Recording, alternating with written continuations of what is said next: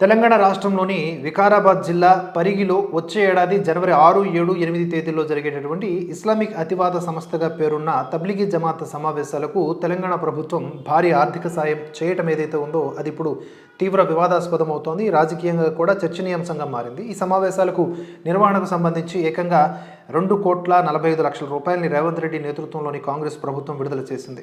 ప్రపంచవ్యాప్తంగా పనిచేస్తున్న అనేక ఇస్లామిక్ టెర్రరిస్ట్ గ్రూపుల్లో రిక్రూట్మెంట్కు పైప్ లైన్గా పనిచేస్తూ ఉన్నటువంటి తబ్లిగీ జమాత్కు తెలంగాణ ప్రభుత్వం నిధులు ఇవ్వటం ఏంటనే ప్రశ్నలు ఇప్పుడు బలంగా వినిపిస్తున్నాయి. భారతీయ సంస్కృతి సంప్రదాయాలు, హిందూ సనాతన ధర్మంపై దాడి చేయటమే కాకుండా ఇస్లామిక్ ఛాందసవాదాన్ని పెంచి పోషిస్తోందనే ముద్ర తబ్లిగీ జమాత్పై ఉంది. అనేక దేశాల్లో ఈ సంస్థపై నిషేధం కూడా ఉంది. అటువంటి సంస్థకు ముందు వెనుక చూడకుండా తెలంగాణలోని కాంగ్రెస్ ప్రభుత్వం 2,45,00,000 రూపాయలు అపనంగా కట్టబెట్టడాన్ని పలు హిందూ సంఘాలు తీవ్రంగా ఖండిస్తూ ఉన్నాయి.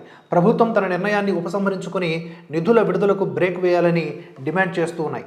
తెలంగాణ వ్యాప్తంగా విశ్వ హిందూ పరిషత్తు, రాష్ట్రీయ స్వయం సేవక్ సంఘ్, బజరంగ్ దళ్, భారతీయ జనతా పార్టీతో పాటుగా అనేక హిందూ సంఘాలు ఇప్పుడు ముక్తకంఠంతో ఈ తబ్లిగీ జమాత్ ఉదంతంపై గళమెత్తుతూ ఉన్నాయి. అయితే హిందూ సంఘాల ఆందోళనలో సహేతుకమైన కారణాలే కనిపిస్తున్నాయంటున్నారు మేధావులు. తబ్లిగీ జమాత్ సంస్థ పూర్వ నేపథ్యం గురించి నిశితముగా పరిశీలించిన వారెవరూ కూడా ఈ సంస్థకు ప్రభుత్వం ఆర్థిక సహాయం అందించడాన్ని ఎట్టి పరిస్థితుల్లోనూ అంగీకరించరు. ఎందుకంటే ఇది సేవా కార్యక్రమాలు నిర్వహిస్తున్న సంస్థ కాదు, సమాజానికి మంచి చేస్తున్న సంస్థ అంతకన్నా కాదు. కేవలం వ్యక్తిని కేంద్రంగా చేసుకుని ఇస్లామిక్ మత ఛాందసవాదాన్ని నూరిపోయటమే ఈ తబ్లిగీ జమాత్ లక్ష్యమని చెప్తూ ఉంటారు. ప్రపంచవ్యాప్తంగా అన్ని దేశాల్లో ప్రజల్ని మతాంతరీకరణ చేయటం, వారి మతానికి సంబంధించిన సామ్రాజ్యాలను స్థాపించటమే వీరి ప్రధాన అజెండా. ఈ క్రమంలోనే ఈ అతివాద సంస్థకు సంబంధించి ఎవరైతే ప్రేరణ పొందిపోతారో వాళ్ళందరూ అనేక మంది, ముఖ్యంగా యువకులు, ముస్లిం యువకులు ఇస్లామిక్ టెర్రరిస్ట్ గ్రూపుల్లో మిలిటెంట్లుగా చేరిపోతున్నారనే కథనాలు కూడా వచ్చాయి. మరి అటువంటి సంస్థకు తెలంగాణ ప్రభుత్వం కోట్లాది రూపాయల ప్రజాధనాన్ని కేటాయించడం ఏదైతే ఉందో ఈ ప్రభుత్వ పెద్దల మెదళ్ళు పనిచేస్తున్నాయా లేదా అనే అనుమానాలను వ్యక్తం చేసేలా చేస్తూ ఉన్నాయి.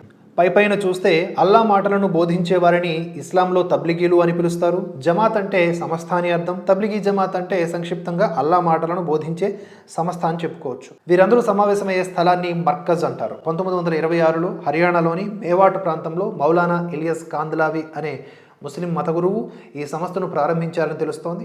ఆ తర్వాత అతను ఢిల్లీ సమీపంలోని దర్గా హజరత్ నిజాముద్దీన్కు తన మకామును మార్చారు. అక్కడి నుంచి క్రమక్రమంగా దేశం మొత్తంగా ఈ సంస్థను విస్తరింపచేశారు. 1947 దేశ విభజన నాటికి అటు పాకిస్తాన్, సౌదీ అరేబియా, ఇటు ప్రస్తుత బంగ్లాదేశ్, దక్షిణ ఆసియాలోనే అనేక దేశాలకు తబ్లిగీ జమాత్ మత ప్రచార కార్యకలాపాలు విస్తరించాయి. 1975 నాటికి ఆగ్నేయాసియా, యూరప్, ఆఫ్రికా, ఉత్తర అమెరికా, ఫ్రాన్స్, యూకే తదితర దేశాలకు ఈ యొక్క జమాత్ విస్తరణ అనేది కొనసాగింది. 2006 నాటికి ఫ్రాన్స్లోనే 1,00,000 మందికి పైగా యాక్టివ్ సభ్యులను కలిగిన సంస్థగా తబ్లిగీ జమాత్ ఎదిగిందంటే ఈ యొక్క అతివాద గ్రూపు ఏ స్థాయిలో విస్తరించిందో అర్థం చేసుకోవచ్చు. ప్రస్తుతం ప్రపంచవ్యాప్తంగా 150కు పైగా దేశాల్లో 80 మిలియన్ల వరకు అనుచరులు ఈ యొక్క సంస్థలో ఉన్నారనే అంచనాలు ఉన్నాయి. అయితే తబ్లిగీ జమాత్ సభ్యులు ఖురూజ్ అంటే మత మార్పిడులు చేస్తూ ఉంటారట. నెలకు 10 రాత్రులు, సంవత్సరానికి కనీసం 120 రోజులు దీనికి కేటాయిస్తారు. స్థానికంగా ఉండే మసీదులు, దర్గాలను కేంద్రంగా చేసుకొని ముఖ్యంగా అమాయక ముస్లిం యువతి యువకుల్ని ఆకర్షించడం, వారికి బ్రెయిన్ వాష్ చేయటం, మత ఛాందసవాదాన్ని నూరిపోయటం. మత ఛాందసవాదం అంటే ఏం లేదు, ఇతర మతాలన్నీ కూడా తప్పు, వాళ్ళందరూ శత్రువులు అనేలాగా ప్రేరేపింప చేయటం వీరి దైనందిన కార్యకలాపాల్లో భాగంగా ఉంటాయట. అయితే ప్రతి ఏటా ఇజ్తేమా అని పిలిచే వార్షిక సమావేశాలను వీరు నిర్వహిస్తూ ఉంటారు. వీటికి ప్రపంచవ్యాప్తంగా ఉన్న తమ అనుచరుల్ని ఆహ్వానిస్తారు. 3 రోజుల పాటు జరిగేటటువంటి ఈ సమావేశాలకు లక్షలాది మంది వస్తూ ఉంటారు. వచ్చే జనవరి నెలలో వికారాబాద్ జిల్లా పరిగిలో నిర్వహించతలపెట్టినటువంటి తబ్లిగీ జమాత్ వార్షిక సమావేశాలను సైతం ఆ అజెండాలో భాగంగానే నిర్వహిస్తూ ఉన్నారు. అయితే ఈ సమావేశాలు పూర్తిగా ప్రైవేటు వ్యవహారం, జాతీయ ప్రయోజనాలకు సంబంధించింది కూడా కాదు. కానీ తెలంగాణ ప్రభుత్వం ప్రజాధనాన్ని ఏకంగా 2,45,00,000 రూపాయలని ఈ మీటింగ్స్కు కేటాయించడం కేవలం సంతుష్టీకరణ వ్యవహారంలో భాగంగానే మనం చూడాలి.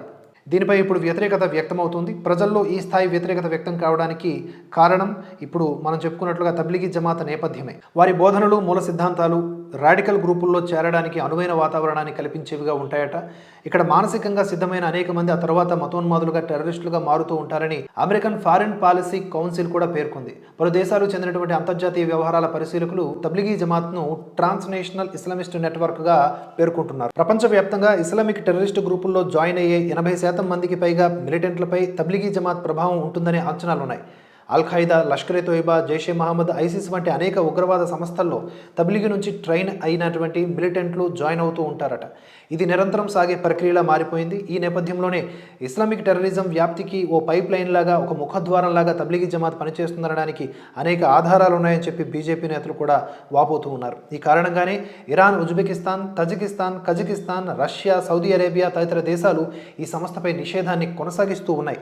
ప్రజాస్వామ్య విలువలు అంటే విశ్వాసం లేని ఈ సంస్థ కేవలం వారికి సంబంధించినటువంటి మత ఛాందసవాదము లేదా మత రాజ్య స్థాపన కోసమే పనిచేస్తూ ఉంటుంది. 2020 కరోనా సమయంలో మలేషియాలో జరిగినటువంటి తబ్లిగీ జమాత్ సమావేశం వల్ల కరోనా కేసులు ఎంతలా పెరిగిపోయాయో అందరికీ గుర్తుండిపోయి ఉంటుంది.